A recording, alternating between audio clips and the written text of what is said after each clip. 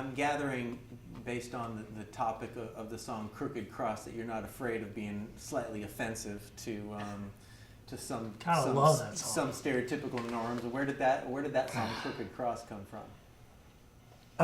Well, there's a few places where it came from. Yeah. So again, everything comes from real life first. Sure. My wife and I moved into a house about a year ago, and so she had a friend of hers had made her this cross, and it had all these things on there, and it was beautiful, absolutely beautiful, and she hung it on the wall, but it was slightly slanted. Mm-hmm. And so I looked at it and I thought, that cross is crooked. And so it was just from that point. So I had been reading a book called White Awake.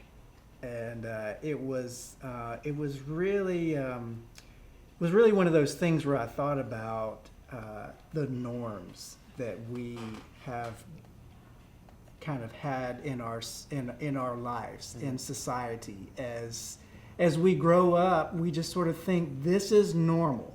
This is how I normally think. This is what I normally think about this person. This is what I normally think about that. This is what I've been handed down, and so I'm going to do it this way.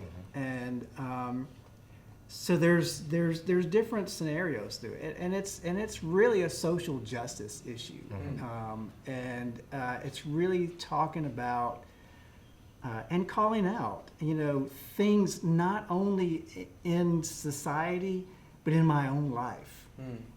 So when I write a song like "Crooked Cross," like I think I had talked to Stacy about this song when I first did it. I was like, what do you think about some of these things? Because obviously, Stacy and I do not come from the same background. If you haven't noticed.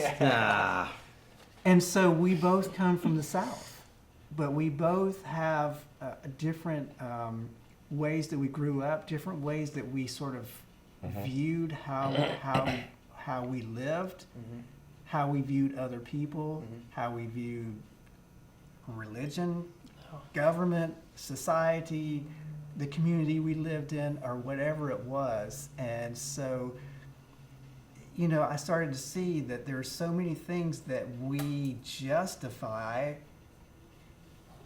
in the name of religion, Right. most of the time.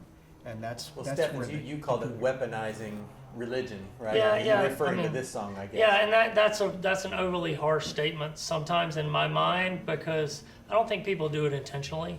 I mean, to Mike's point, I think that historically, and the South is not only guilty, this is true around the world in multiple religions in any sort of format or fashion or different people. Yep. But we build these tradition over tradition, decade over decade fences, philosophically speaking, of religious ideologies that sometimes, or traditions, not ideologies per se, but traditions or customs that we interpret from the ideologies that I think are oppressive at times and or unjust. Yeah.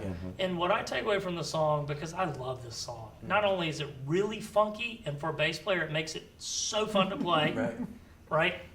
But from the song, it really just lays it out on the table. It says, hey, ideally we should be loving each other. Right. We should be inclusive. We should be gracious. There's all these elements of good that, for me personally, that come out of this song. Although it's laying the line down, saying, "Hey guys, face up to the past." At the same time, it's saying, "Let's walk forward doing this." Yeah. And that's what I get from it.